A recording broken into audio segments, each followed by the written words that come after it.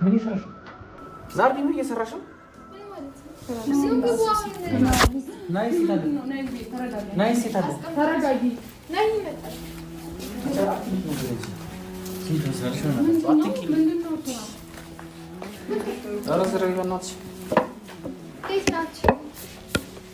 እንኳን በደህና መጣሽ። ምን እየሰራሽ ነው?